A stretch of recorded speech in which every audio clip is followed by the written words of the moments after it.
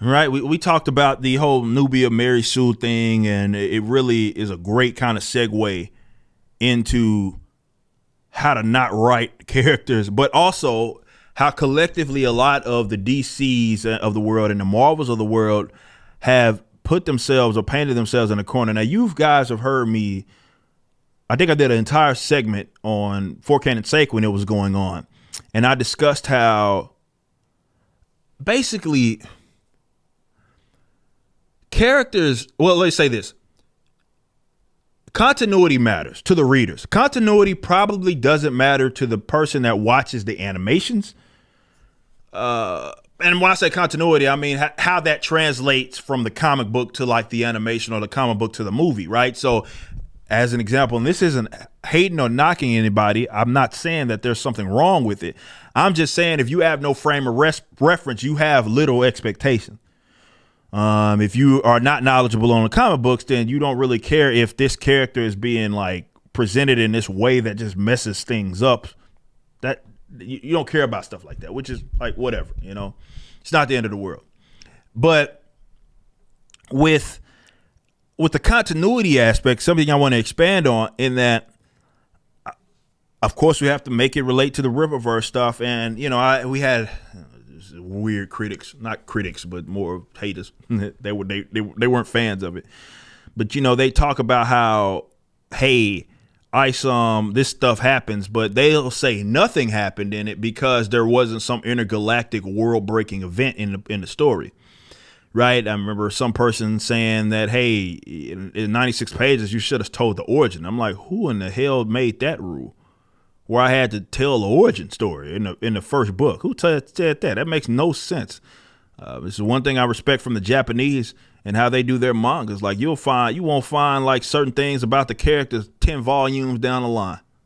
Right. There's no written rule that says you have to do that. But definitely with the introduction of a universe, like you have to keep the long term in mind. Now, granted, the customers are going to determine, and that's the balance, because the customers will determine if it's even something that's worth pursuing. But being able to fill in the blanks, fill in the gaps for stories that are meant to be expanded upon over time is what you have to keep in mind from the get-go. Now, what DC and Marvel did, and it was no way for as DC and Marvel going through its share of restructures. You see some of these companies, some of these characters were tied to other companies. This company turned to this company going into the 30s, 40s, and 50s and yada, yada. We know all that. It was very difficult to, like, I'm willing to bet you could have asked those guys, those creators, even the Stan Lees, if you'd have asked them, hey, man, we're going to have this much money fluctuating within the comic book based on comic book material down the line, none of them would have predicted that. But the way that I say that they painted themselves in the corner is that, well, they kept having these intergalactic world-breaking events, right? How many Crisis on Infinite Earths. That was to me one of the first times that you saw in comic books that the creatives actually understood that they kind of got outrageous with how many different versions of these characters it is that we had. And they all merged the universes, but it doesn't matter because they went back on all of that stuff going into the future. But now, if they would have kept that attitude, I think they would have been on to something special. But I think that's why you see a lot of the reluctancy to get back into comics or get into like a DC or Marvel stuff. And I say this from experience. People ask me back when I used to cover all this stuff, hey, I like this character. What do you suggest it being like? Hey, I like Batman. I've seen animated shows. I like the movie. I want to read more about him. What do you recommend? And I got to sit up here and come up with this diagram, right? And I'm like, well, you want to learn about Batman. You can't start at Batman #1 because there's like 17 of those, right? However many volumes of Batman. He also has Detective Comics as well, but there's all these different Batmans, but you don't want to start there. You got Year One, but that kind of is questionable. You got, New 52 version of Batman, but that kind of got, because of Flashpoint or whatever, is a little different than what, it's all this explanation that you have to do to try to explain, like, where do I start if I like this character? This is what, again, the Japanese do very well, even for like a One Piece that's been around forever. You want the volume 1, go get volume 1, and that's where you start. That doesn't mean the story is going to be told in exact chronological order, but it's easier to keep up with. So you got 85 different iterations of the same damn character, right? Well, this is not the same Batman. Earth 2 Batman is different from Earth 1 Batman, right? And this was Elseworlds Batman, and it's and this is Batman, but it's not actually Batman. That, as you know, it's this in a different timeline. Thomas Wayne became Batman. He got red eyes, and he has guns and shit. Like, it's like it's difficult, and I understand as the creatives, or not even as creators, as the customer, it can be a little intimidating, right? And so now, effectively, this is why I think that you'll never see the sales unless they like do one hard reboot and they're done for like forever, and they say that, which they would never do. You're probably not going to see the sales that you saw in times past. I know these guys, some idiot in the comments are going to be like, well, comics are doing better than they've ever had. No, they haven't. By units sold, they're not even close to where they had been in their heydays. And a lot of the sales, they're trying to take credit for graphic novel sales for which are considering the mangas. But you'll never see those sales because they're not making material for readers. Now it's an IP form, right? It's okay, we can do a baseline character. That character can then be wrote by another person in a different medium, right? So whether it be a movie, whether it be an animation, and there's going to be virtually zero connection. You may see the suit be similar, but outside of that, there's no cohesiveness is what it is that I'm trying to say, because they didn't write like that. They didn't write like that. They didn't write it in a way that there was meant to be. Because you can read a book right now and you already know there's no like, these guys aren't coming to the table. These 55 different writers that they may have writing the same character. They're not like, hey, what's happening in your book, right? Like, oh, you got that happening. Unless it's a major event and there's crossovers to that event, like War of the Realms, like was with Marvel or something like that. For the most part, there's no cohesiveness. And it's wrote like that. You can pick up on it. I used to cover this stuff on my channel when I would spend hundreds of dollars. And I'm like, well, you want to keep it with Spider-Man. Spider-Man's in like 5 different books right now, right? And that's just Peter Parker.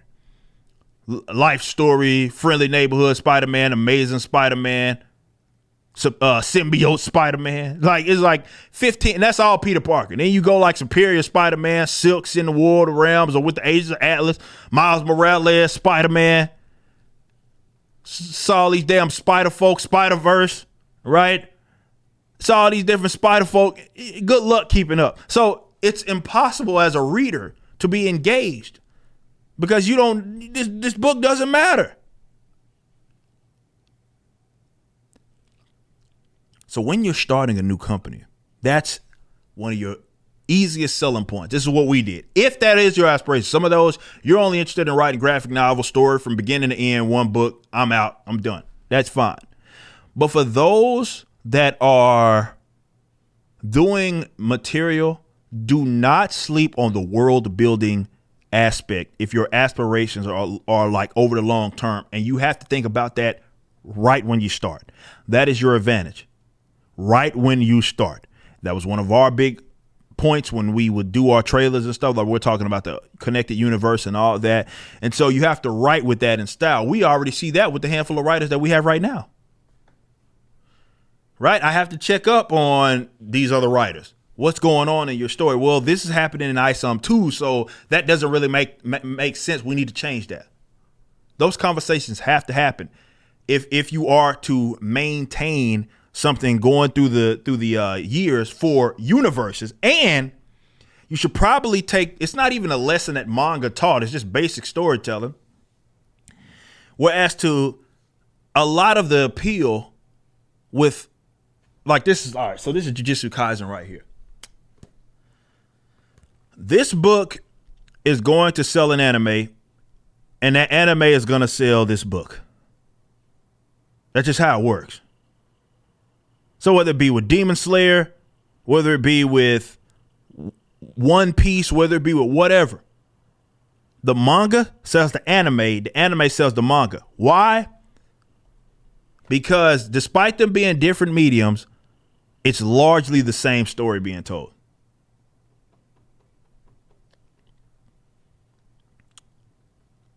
Right? Yes, there's differences to make it cross over into the medium a little better. But if you've read this book, you know who those characters are. Just like if you read any One Piece, you know who those characters are. You know how they're going to be presented. It's almost one by one, which is hilarious because the American audience, not the audience, it's more of these creatives that insist, well, that can't be done. Yes, it can. We see a prime example of it, and they're kicking your ass in both the animation and in print. They are kicking your ass. Yet they can do near one by ones. Why can't you? You can. You just won't, because that's not sexy. That also requires a level of work that I just don't think these big companies are willing to do. When that requires everybody to be on the same page. So if you have multiple writers, if you don't have just one writer, which again that is often what happens, is one writer for the mangas and all that. But if you're going to build an expanded universe with multiple writers, which can easily be done, y'all have to be on the same page. You can't just be giving books or giving movies or giving animations to people just because you want an animation or a movie. No, there has to be some level of, like, DC is literally hiring a dude who directed a film or a show and sat up there and told the lead actor, don't read the books, and John Cena. Even though he was willing to do it, he said they told him not to because he didn't want him to have a frame of reference, because they were basically going to make this Peacemaker shit and it was going to be completely different from what you got in the books. They didn't care. Now, while you may, as a person that doesn't read this material, you may say, what's the big deal? Small character, who cares? The readers care. You're telling them that this doesn't matter. And if it doesn't matter, what reason do they have to invest? So that's my thing. It's the easiest thing to do, but it's something that is often neglected in American media, and that do not sleep on the world building aspect, and do not sleep on how important the little details are to the readers. Think about it. Wherever you're viewing the content, I appreciate you. If you enjoyed it, you may be interested in my comic book company, Rippaverse Comics. Our first book and campaign, ISOM #1, brought in $3.7 million with tens of thousands of satisfied customers.